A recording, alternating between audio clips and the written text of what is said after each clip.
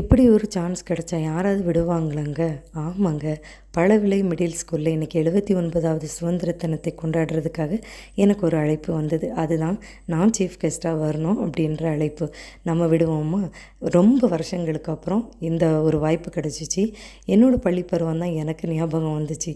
குட்டி குழந்தைங்கள்லாம் பள்ளி சீருடையில் பார்க்கும்போது ரொம்ப க்யூட்டாக இருந்தாங்க. காலையிலேயே ஆசிரியர்களும் மாணவர்களும் சேர்ந்து கோலம் போடுறது, கொடிக்கம்பை ரெடி பண்ணுறதுலேருந்து ரொம்ப ரொம்ப ஈடுபாட்டோடு செயல்பட்டாங்க. இவங்க தான் இந்த ஸ்கூலோட தலைமை ஆசிரியர். இவங்களும் ஆசிரியர்களும் மாணவர்களும் சேர்ந்து ஃப்ளாகை ரெடி பண்ணுறதுலேருந்து எல்லா காரியங்களிலும் ஒன்றா சேர்ந்து வேலை செஞ்சாங்க. பார்க்கவே ரொம்ப அழகாக இருந்துச்சு. இந்த ஸ்கூலில் இன்றைக்கி ஸ்டூடெண்ட்ஸ் கம்மியாக தான் வந்தாங்க. ஏன்னா இன்றைக்கி லீவு 3 நாள் இருக்கிறதுனால எல்லாருமே கொஞ்சம் ஸ்ட்ரென்த்து கம்மியாக இருந்துச்சு.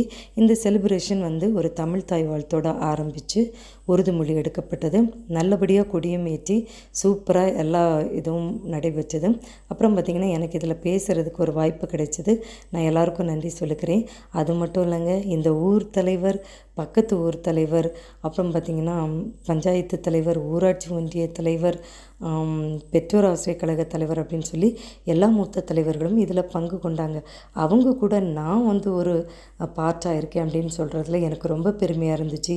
அது மட்டும் இல்லைங்க, விழாவுக்கு வந்தோம் போனோம் அப்படின்னு இல்லாமல் இந்த ஸ்கூலோட வளர்ச்சிக்காக இந்த ஊர் தலைவர்களோட முயற்சியும் அவங்க சேர்ந்து இவங்களுக்கு கூட வேலை செய்கிற அந்த ஒரு இதை பார்க்கும்போது ரொம்ப பெருமையாக இருந்துச்சு. எனக்கு இது புதுசாக இருந்துச்சு. ஊர் தலைவர்கள் எல்லாமே சேர்ந்து அவங்க ஊரில் உள்ள இந்த கவர்மெண்ட் ஸ்கூல் இன்னும் வளரணும்னு ஆசைப்படுறதை என்னால் கண்ணால் பார்க்க முடிஞ்சிச்சு. அதற்கான முயற்சிகளும் நிறையவே எடுத்துகிட்டு வராங்க. ஸோ அவங்கள இன்றைக்கி பார்க்க கொடுத்து வச்சால எனக்கு ரொம்ப ரொம்ப சந்தோஷம். கவர்மெண்ட் ஸ்கூலில் படிக்கிறது ஒரு குறைவாக நினைக்கிறவங்க தான் இந்த நாட்களில் நிறைய இருக்காங்க. ஸோ அப்படியெல்லாம் கிடையாது. இந்த ஸ்கூலில் 1330 குறளை சொல்லி கின்னஸில் இடம்பெற்ற ஒரு பையன் இருக்கான். அவனை எனக்கு ஊக்குவிக்கணும், இன்னும் அவன் தமிழில் வளரணும்னு ஆசைப்பட்டேன். ஸோ அவனுக்காக ஒரு சின்ன பரிசும் இன்றைக்கி நான் கொடுத்துருந்தேன். அது எனக்கு தற்செயலாக தான் தெரிய வந்துச்சு. ஸோ நான் அதை ரொம்ப பெருமையாக நினைக்கிறேன்.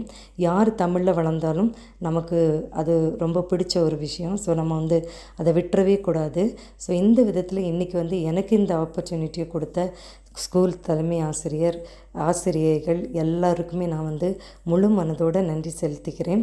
இந்த வாய்ப்பை நல்ல முறையில் நான் பயன்படுத்திக்கிட்டேன்னு நினைக்கிறேன். நீங்கள் இன்றைக்கி இந்த மாதிரி சுதந்திர தின விழாவில் கலந்துக்கிட்டிங்களா?